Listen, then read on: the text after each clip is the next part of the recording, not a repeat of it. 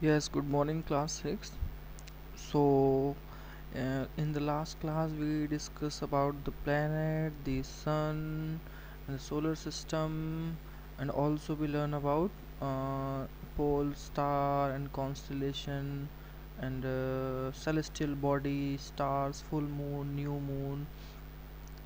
Mm, तो मैं आपको एक चीज़ रिमाइंड कराना चाह रहा हूँ कि जो क्वेश्चंस टाइप आप देखेंगे टेस्ट पेपर्स में तो वो यहीं से रेज होंगे आपके क्वेश्चंस इस तरह से जो ये भी जितने भी डार्क वर्ड्स होते हैं क्योंकि बेसिकली जो क्वेश्चन आते हैं ना वो यहीं से आते हैं। अब मे बी वो फिल इन द ब्लैंक्स के फॉर्म में आ सकते हैं। ओके, वो मैच द फॉलोइंग के उस पर आ सकते हैं इस तरह से, और वन लाइन में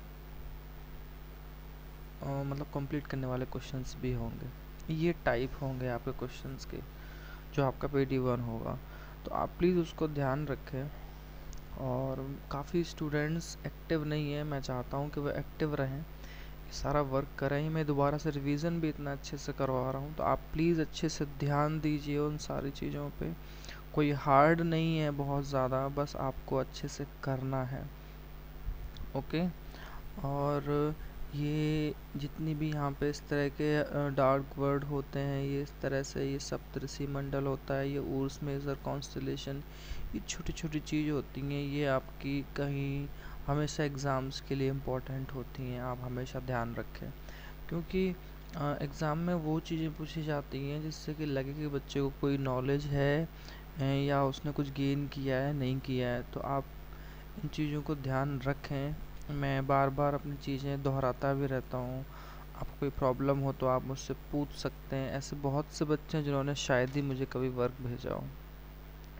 तो मैं आज एक काम ये करने वाला हूँ कि आज मैं होमवर्क के जैसे ही, क्योंकि मुझे लगता है कि कई स्टूडेंट्स एक्टिव नहीं हैं, तो मैं कोशिश करूँगा कि इस चैप्टर 1 से अब मैं होमवर्क भी भेजूँ आपको। उससे क्या होगा, आप क्वेश्चन आंसर्स भी करेंगे, लिखेंगे, छोटी छोटी चीज़ें पूछेंगे, और वो आपके नोटबुक में भी आएगी, तो आपको करने में अच्छा भी लगेगा। तो इससे आपका बेटर रिवीजन होगा, क्योंकि कुछ बच्चे लाइटली ले रहे हैं, उन चीज़ों को समझ नहीं रहे हैं। जो बच्चे रिवीजन करके अगर ग्रुप में होमवर्क भेज भी रहे हैं तो वो बहुत कम है स्टूडेंट्स की, जो नंबर है वो।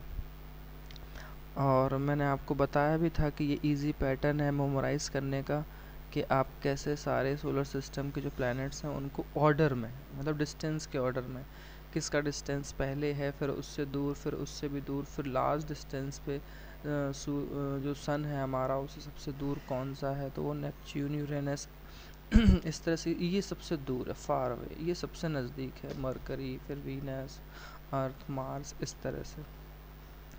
और ये यहाँ पे मैंने आपको बताया भी था उस दिन, आपको याद होगा कि वो जो फिक्स पाथ होते हैं जिससे कि वो सन के अराउंड घूमते रहते हैं, वही ऑर्बिट्स होते हैं। Okay, Mercury is the nearest sun है। और मैं एक चीज़ आपने और पढ़ी थी, Venus is considered as earth twin, मतलब वीनस को कहते हैं कि वो अर्थ की जुड़वा है, क्योंकि उसका साइज और जो शेप है वो very much similar to that of earth है, बिल्कुल उसके जैसा ही है साइज उसका, और शेप भी, ठीक है, जियोइड टाइप। आगे देखते हैं। आपने फिर अर्थ के बारे में पढ़ा था। अर्थ पढ़ने के लिए आप शायद पिछली छोटी क्लासेस में आपने कई बार जाना होगा। अब देखिए अर्थ के बारे में कुछ इंपॉर्टेंट पॉइंट्स क्या हैं। उससे पहले आपका जो ये वाला पॉइंट है ना, इसमें एक नेम आएगा बेटा।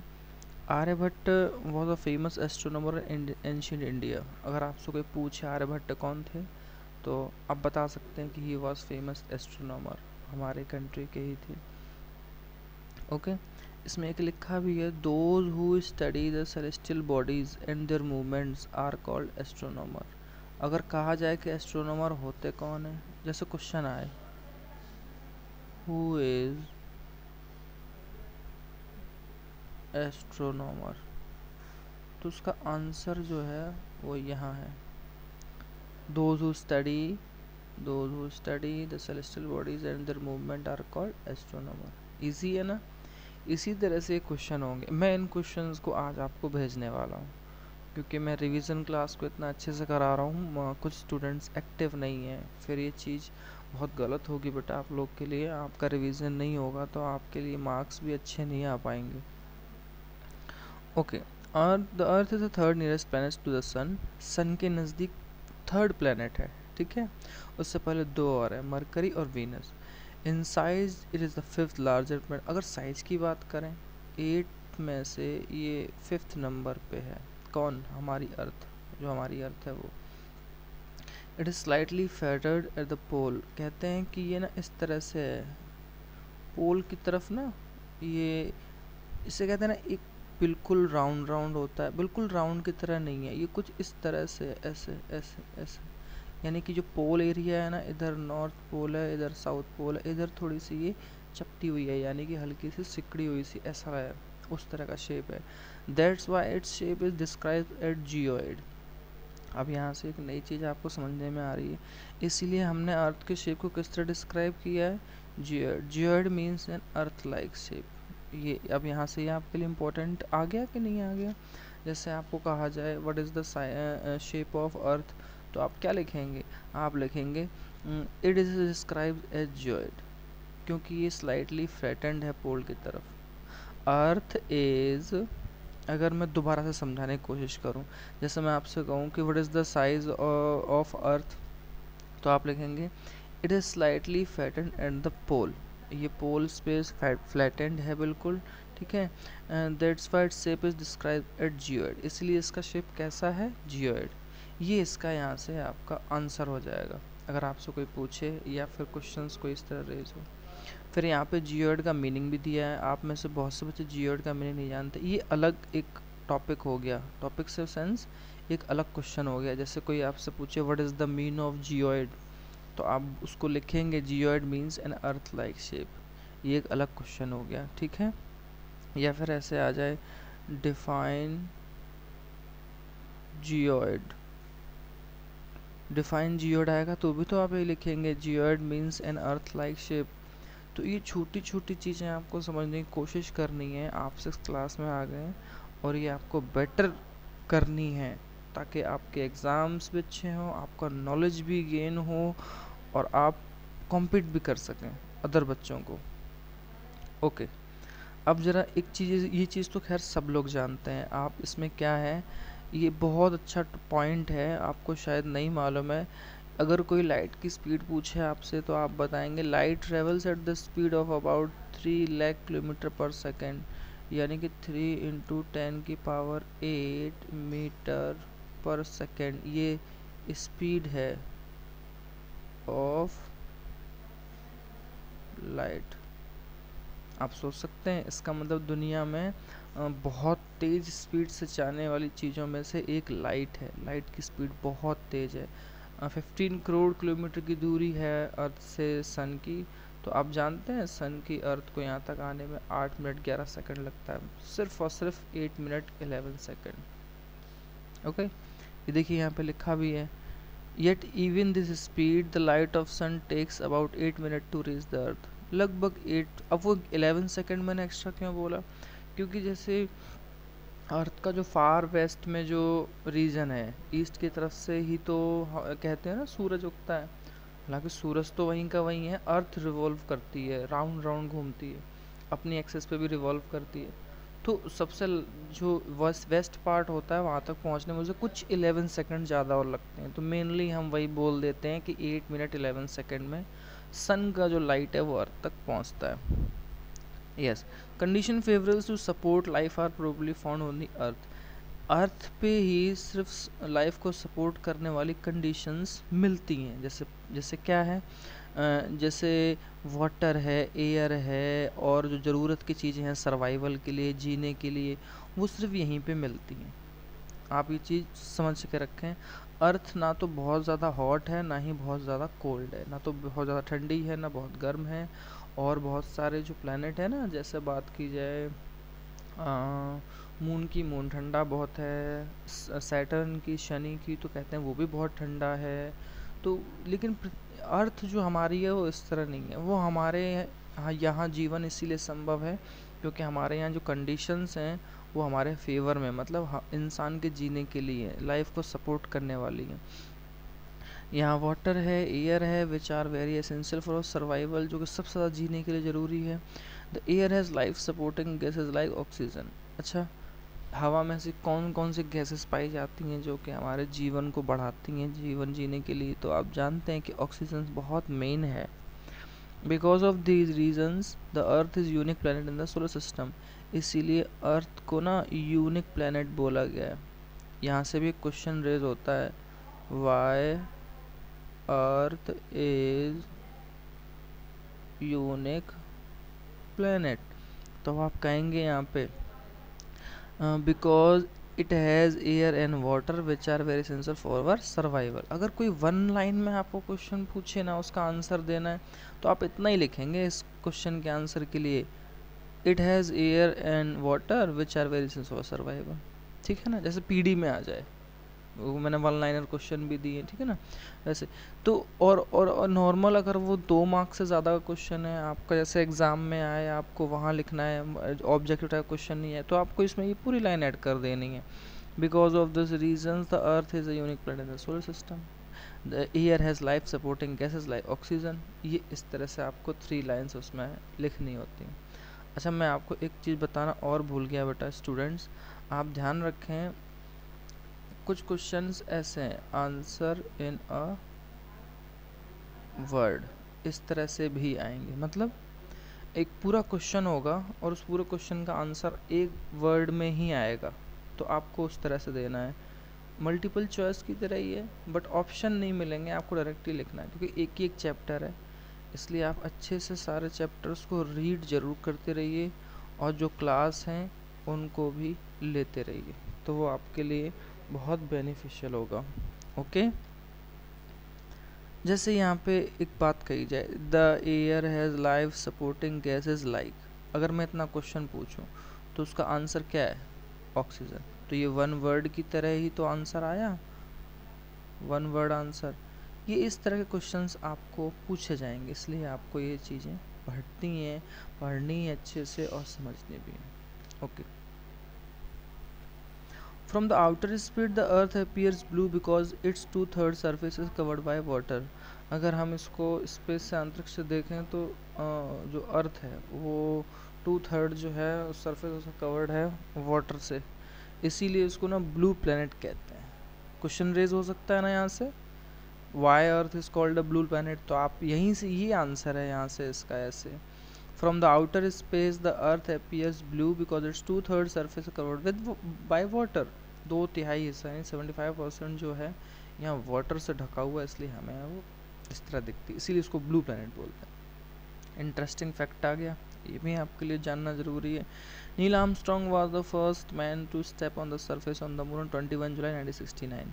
नील आर्मस्ट्रॉन्ग ये बेटा अमेरिका से थे, ठीक है, अमेरिका, जिसे एक्चुअल में यूएसए बोलते हैं, वैसे उसका असली नाम तो यूएसए ही है, हम अमेरिका शॉर्ट में बोल देते हैं।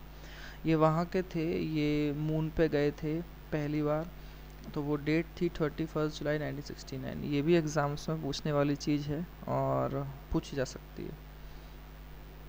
आगे देखें, जैसे आए सैटेलाइट क्या होता है और एक ह्यूमन मेड सैटेलाइट क्या होता है, ठीक है, बड़ा इजी है। देखिए ना, आप देखिए इसे समझें, सैटेलाइट क्या है? ये एक सैटेलाइट बॉडी होती है जो प्लैनेट्स के मूव अराउंड घूमती रहती है चारों तरफ। आप समझ रहे हैं ना, जैसे कि सारे प्लैनेट घूमते रहते हैं सन के अराउंड, तो जो अर्थ है, अर्थ के राउंड राउंड कौन घूमता है? मून। तो मून एक क्या हुआ? मून एक सैटेलाइट है। किसकी सैटेलाइट है? अर्थ की। मून अर्थ की सैटेलाइट है, ध्यान रखें आप, ठीक है। सैटेलाइट जो नेचुरल फॉर्म में मिला हुआ है, पहले से बना हुआ है, ठीक। और एक होता है ह्यूमन मेड सैटेलाइट। आप देखते हैं ना, वो बहुत सारे लॉन्च पैड जैसे ये हैं, देखो ये जो इस तरह की चीज़ें हैं, ये फर्स्ट स्टेप है, लॉन्च किया, फिर ये एक हिस्सा इसका अलग हो गया, फिर ये अलग हो गया, ये भी अलग हो गया, इसमें ना फ्यूल होते हैं, फिर ये फाइनली इस तरह से स्टैब्लिश हो जाता है। देखो सैटेलाइट लिखा है इसमें, सैटेलाइट ऑर्बिट, फिर ये चक्कर लगाता रहता है, ये बड़ी बड़ी इसमें प्लेट होती हैं जिससे कि ये चार्ज होता रहे, इसको एनर्जी मिलती रहे, और ये बीच में पूरा एक लैब की तरह होता है जो सिग्नल्स भेजता है, जानकारियाँ भेजता है, और तरह तरह की चीज़ों को हमारे लिए हेल्प के लिए यूज़ करता है, ये ह्यूमन मेड है। तो ये आर्टिफिशियल बॉडी होती है, ये साइंटिस्ट डिज़ाइन करते हैं जिससे कि हमें इंफॉर्मेशन मिल सके यूनिवर्स में और कम्युनिकेशन करने के लिए। मतलब आप जो ये फ़ोन कॉल करते हैं, डेटा चलाते हैं, मौसम की जानकारी देखते हैं, सैटेलाइट इमेजेस देखते हैं, ऐसी बहुत सारे काम सैटेलाइट्स के ज़रिए होते हैं।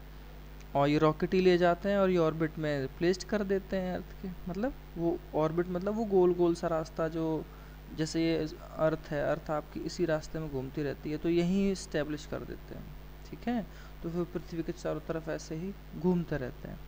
ये इंडियन स्पेस के में भेजने वाले सैटेलाइट्स के नेम है, ये भी आपको जानकारी होनी चाहिए। एक IRS है, एक एजुसेट है, तो एजुसेट से आप समझ पा रहे होंगे कि एजुकेशन सैटेलाइट की तरह है। ये इनसैट है, ये इनके नेम है। मे बी ये भी क्वेश्चन आपसे पूछे जा सकते हैं, तो आप इनको ध्यान से लिखें भी और लर्न भी करें। अगर हम मून की बात करें तो आपको पता है the earth has only one satellite. अब देखिए यहाँ से ये क्वेश्चन आ गया, name the satellite of earth, तो उसका आंसर क्या है? मून। मून है, moon is the satellite of our earth, that is the moon. उसमें लिखा है मतलब पूछा जाए तो आप उसको ऐसे ही लिखेंगे। डायमीटर जो है वो 1/4 दैट ऑफ द अर्थ है, यानी कि अर्थ का जो डायमीटर है ना उसका 1/4 है। वो 1/4 समझते हैं, 4th पार्ट। जैसे अगर मान लीजिए अर्थ की जो डायमीटर 100 है तो सन की 25 किलोमीटर होगी। ये मैंने एज्यूम किया है, ये फिक्स वैल्यू नहीं है, मैंने सिर्फ आपको बताया क्वार्टर कितना। Okay, it appears to big because it is nearer to our planet than other celestial body. आप सब लोग जानते हैं कि चांद हमें इसलिए इतना बड़ा दिखाई देता है, पास में दिखाई देता है, क्योंकि वो और सैटेलाइट्स बॉडी के अकॉर्डिंग हमारे अर्थ के बहुत करीब है। 3,84,400 किलोमीटर है हमसे। ये क्वेश्चंस भी आ सकता है। What is the distance of moon from earth, आ सकता है ना। What is the distance of moon from earth, तो आप लिखेंगे 3,84,400 kilometre distance from our earth. Okay, ये सारी चीज़ें हैं। अब जैसे ही पैराग्राफ चेंज होता है तो आप हमेशा देखें कुछ नया मिलेगा आपको। जैसे the moon moves around the earth is about 27 days. Question आ गया, how many days moon completed one round. भाई क्वेश्चन आ सकता है ना कि कितने दिन लगते हैं कि मून जो है वो अर्थ के एक राउंड को कंप्लीट करता है 27 डेज में। तभी तो आपने देखा है 27 दिन में वो कई बार थोड़ा थोड़ा थोड़ा होके बड़ा होता है, फिर वो थोड़ा थोड़ा होकर गायब हो जाता है। वो इसीलिए क्योंकि वो भी राउंड राउंड जो है रिवॉल्व करता है हमारे पूरी अर्थ के चारों तरफ। It takes exactly the same time to complete one spin. तो 27 डेज में उसका वन स्पिन कंप्लीट हो जाता है। तो यहाँ से भी क्वेश्चन है, how many days complete to take one spin by the moon. Moon कितना टाइम एक स्पिन कंप्लीट करने में लेता है, तो आप लिखेंगे 27 डेज। इजी है ना। ओके, मून की वो सारे कंडीशन फेवरेबल नहीं है जो लाइफ के लिए एसेंशियल है। ना तो वहाँ आप वाटर है, ना ही हवा है। वहाँ माउंटेन्स हैं, प्लेन्स हैं and depressions on its surface. Depression मतलब बहुत गहरे गहरे गड्ढे और उस तरह की चीज़ें हैं। These cast shadows on the moon surface, look at the moon and observe these shadows। और इस तरह की जो शेडो आपको दिखाई देते हैं ना मून पे, वो एक्चुअली शेडो नहीं है। ये जो बहुत बड़े बड़े माउंटेन्स हैं और जो सरफेस पे वहाँ पे गड्ढे हैं वो दिखाई देते हैं। चांद कई बार भद्दा सा तो दिखाई देता है। ओके, तो आप इन चीज़ों को बेटा ध्यान रखें। और बहुत इजी चैप्टर है, ज्योग्राफी से सिर्फ इतना ही आएगा, तो प्लीज़ आप अच्छे से पढ़ें और अच्छे से इसको करें। ये जो छोटी छोटी चीज़ें और रह गई हैं और ये बहुत इजी हैं। ये कुछ ऐसे न्यूमरस टिनी बॉडीज़ होती हैं जो सन के अराउंड घूमती रहती हैं, इन्हीं को एस्टेरॉइड कहते हैं।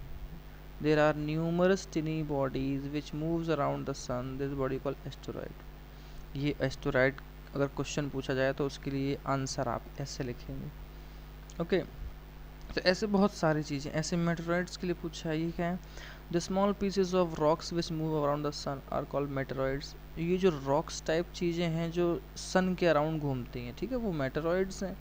और वो जो बहुत छोटी छोटी बॉडीज़ हैं, छोटे छोटे किसी भी साइज़ में हो सकते हैं, जो सन के अराउंड घूमती हैं, वो एस्टेरॉइड्स होते हैं। ये रॉक के फॉर्म में होती हैं, वो छोटे छोटे टुकड़ों के फॉर्म में होते हैं। यही एस्टेरॉइड में और मेटेरॉइड्स में मेन डिफरेंस है। सो लास्ट टॉपिक इसमें इस तरह से ये बचता है, आप देखेंगे कि ये milky way galaxy, our solar system is a part of this galaxy. Question यहाँ से ये आता है of which galaxy our solar system is a part, या फिर our solar system is a part of which milky way, sorry which galaxy, our solar system is a part of which galaxy. तो answer क्या होगा, milky way galaxy, our solar system is a part of milky way Galaxy. इस question का ये यहाँ से answer हुआ कि जो हमारा सोलर सिस्टम है, जो 8 प्लैनेट्स हैं और ये सब किस गैलेक्सी में आते हैं, तो ये milky way galaxy. In ancient India it was imagine to be river of light flowing in the sky. ऐसा कहते हैं एंशिएंट इंडिया में, जब हम बहुत पुराने टाइम में थे तो ये ऐसा इमेजिन किया जाता था कि जो रिवर ऑफ लाइट समझते हैं, ऐसा लगता है ये जो आप देख रहे हैं ना, ये बहुत सारा ये एकदम ऐसा लगता है कि नदी सी बह रही है रोशनी की वजह से इस तरह से, तो वो एकदम सफ़ेदी कलर जैसा ही था, तो उसको ये इमेजिन करके कहा गया, दस इट नेम्ड आकाश गंगा, तो उसको आकाश गंगा के नाम से कह दिया। वैसे तो गंगा नदी का नाम है, बहती है, लेकिन वो ब्रह्मांड में सामने आकाश में इस तरह से थी तो उसको आकाश गंगा कहा गया।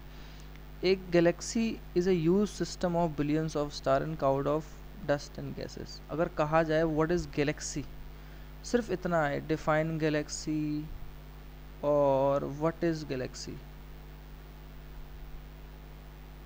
डिफाइन गैलेक्सी और व्हाट इज़ गैलेक्सी, तो आंसर क्या है, ए Galaxy is a huge system of billions of stars and cloud and dust of gases. जो हमारा गैलेक्सी, ये देखो ना, ये कितने सारे धूल हैं, गैसेस हैं, किस तरह की चीज़ें दिखाई दे रही हैं, तो ये बिलियंस ऑफ स्टार हैं, यहाँ पे बहुत सारे क्लाउड्स हैं, डस्ट हैं, गैसेस हैं, ये गैलेक्सी उसे कहते हैं। ठीक, और आप अगर कोई पूछे कि व्हाट इज़ यूनिवर्स, तो आप लिख सकते हैं there are millions of such galaxy, there are millions of such galaxy that make the universe.